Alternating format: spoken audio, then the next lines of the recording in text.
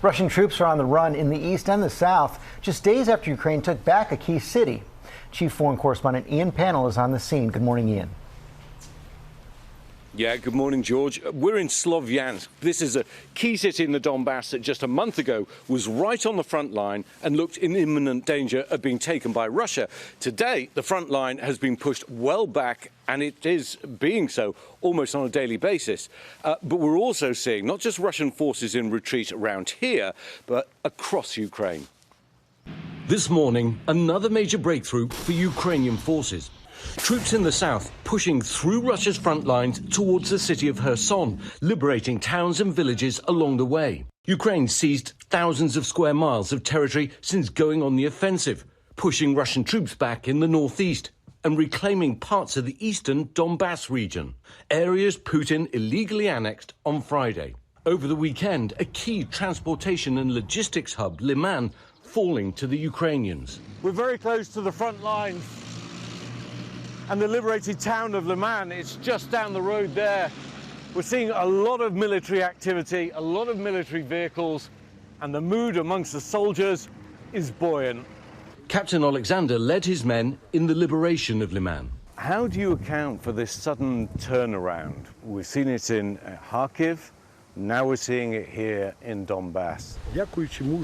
He says it's down to the bravery of the troops and the support of America and allies. Now, a senior U.S. defense official telling ABC News a new $600+ million military aid package is expected to be announced today. The official saying recent attacks by Ukrainian forces around Kherson in the south have forced the Russians into a defensive position. And amid all the setbacks, a stunning new admission from the Kremlin. They don't even know where the borders of their newly claimed lands are now. Well, perhaps that's because those areas of Russian control is now shrinking so fast. And after that stunning announcement by Putin that he was claiming whole regions of Ukraine as now part of Russia, President Zelensky this morning signing a presidential decree declaring the impossibility of holding any kind of negotiations with Russia's President Vladimir Putin. George? Ian Pannell, thanks. Let's bring in our military analyst, Stephen Ganyard. And Steve, you just heard Ian use the word stunning a couple times right there. What do you make of the significance of this Ukrainian advance? It is stunning, George, because these are the areas that the Russians had prioritized, meaning that, remember, they had brought troops down from the north and reinforced in the south. The entranceways are the areas that leading into the Donbass, or leading towards Crimea, are critically important for the Russians, because if they lose Crimea, Putin will fall, and we know that Putin will not give up power easily, which is why the U.S. is so concerned about his use of nuclear weapons. Steve, I know you're clearing your throat right there. In these areas, it doesn't feel like a strategic retreat from Russia. It feels a little bit more like a rout. Can Putin turn things around? He can't, George. They're pulling conscripts off the street. They're putting them right into the front lines.